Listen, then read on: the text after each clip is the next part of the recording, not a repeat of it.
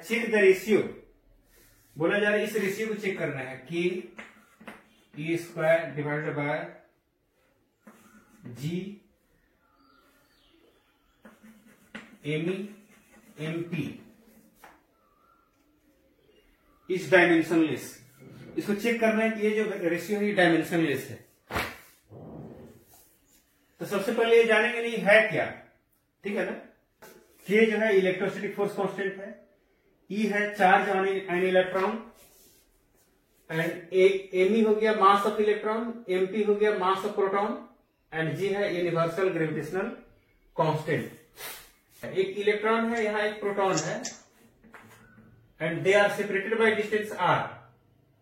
तो इलेक्ट्रॉन का चार्ज है, प्रोटॉन का चार्ज है, तो चार्ज के कारण लगेगा इलेक्ट्रोस्टैटिक फोर्स, ठीक है। और दोनों का मास भी तो कुछ है ना, तो मास के कारण लगेगा ग्रेविटेशनल फोर्स। ध्यान देना, चार्ज के कारण लगेगा इलेक्ट्रोस्टैटिक फोर्स एंड मास के कारण लगेगा ग्रेविटेशनल फोर्स।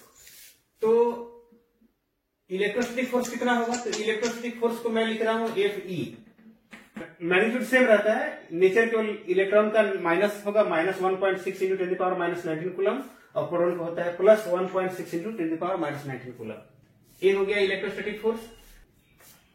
दूसरा है ग्रेविटेशनल फोर्स कितना होगा, तो एफ जी इक्वल टू हो जाएगा, इसको लिखेंगे कैपिटल जी, यहां लिखेंगे mass of electron mass of proton divided by R square. ये हो गया equation 2। This is gravitational force and this is electrostatic force.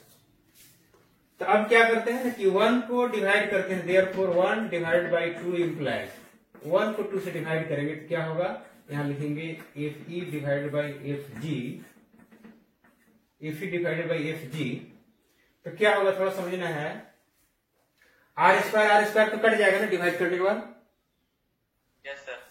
क्या बच जाएगा, यहां बच जाएगा। तो अब यहां पर समझना है कि ये जो रेशियो है ये क्या बता रहा है,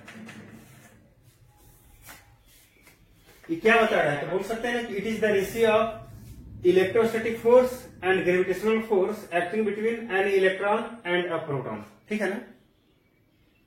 यस सर।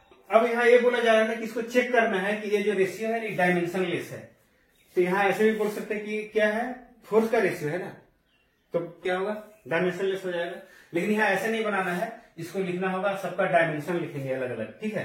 अब यहाँ पर ये देखते हैं, इसका डायमेंशन पुट करना है और चेक करना है कि डायमेंशनलेस कैसे है।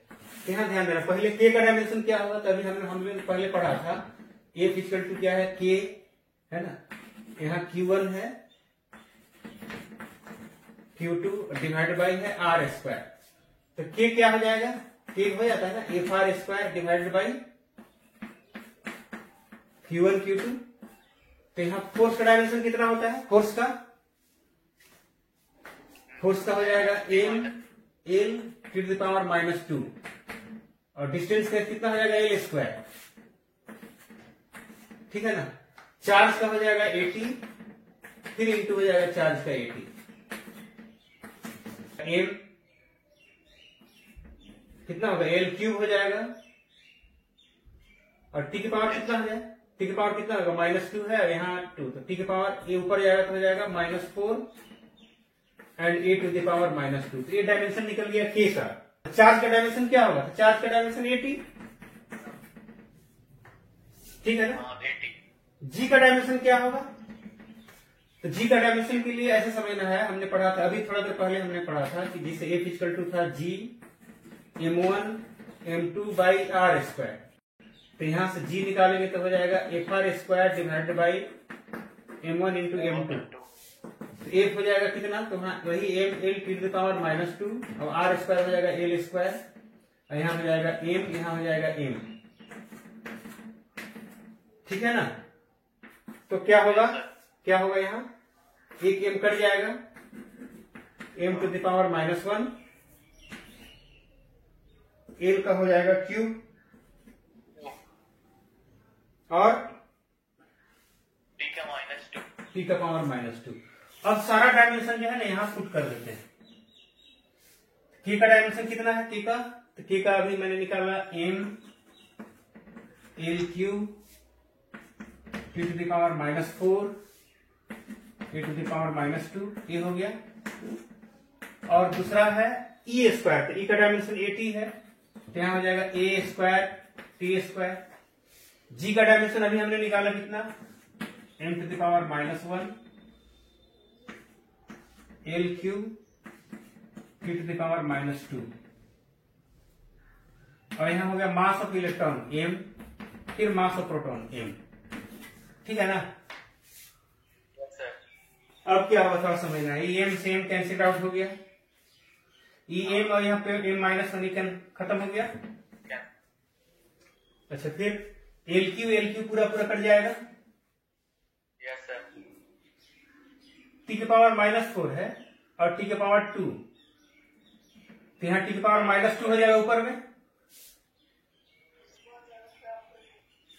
ठीक है ना। टी के पावर -4, यहाँ टी के पावर 2, टी के पावर -2 हो जाएगा, और फिर टी के पावर -2 कैंसिल आउट, फिर ए के पावर -2 है और ए के पावर 2 है, तो ये भी कैंसिल आउट, तो क्या बच जाएगा यहाँ पर, ऐसे बच जाएगा m0 ए के पावर 0 टी के पावर 0 ए के पावर 0। इसका मतलब क्या होगा, ये हो गया डायमेंशनलेस। तो यही प्रूव करना था। के का वैल्यू कितना है इसमें, के का वैल्यू है 9 × 10⁹ 9। 9. हाँ, चार्ज का वैल्यू कितना है, तो इसको लिखेंगे ना 1.6, मैंने इसका मैग्नीट्यूड ले रहे हैं, × 10⁻19, ठीक है। और इसका स्क्वायर है, और जी का वैल्यू कितना है, तो है 11th क्लास में पढ़े थे 6.67 × 10⁻11, 11. याद है ना। अच्छा, मास ऑफ इलेक्ट्रॉन कितना है, 9.1 × 10⁻31 kg, और मास ऑफ प्रोटॉन कितना है, तो 1.67 × 10⁻27 kg। और मैंने भी थोड़ी देर बताया था कि ये जो है रेशियो है दो फोर्स का, तो इसका कोई यूनिट नहीं होगा। तो ध्यान देना है, ये जो वैल्यू जो है ना, इसको कैलकुलेट करने के बाद में आता है 2.4 × 10⁻39। तो इसका मतलब हुआ तो electrostatic force by gravitational force, तो ये वैल्यू आया कितना 2.4 × 10⁻39। इसी को क्रॉस मल्टीप्लिकेशन करेंगे तो कितना होगा, क्रॉस मल्टीप्लिकेशन करेंगे तो इतना हो जाएगा Fg × 2.4 × 10⁻39। तो बोला जा रहा है कि रेशियो क्या इंडिकेट करता है, ये बतलाता है कि इलेक्ट्रोस्टैटिक फोर्स जो है ना ग्रेविटेशनल फोर्स से इतना टाइम्स जो है बड़ा है।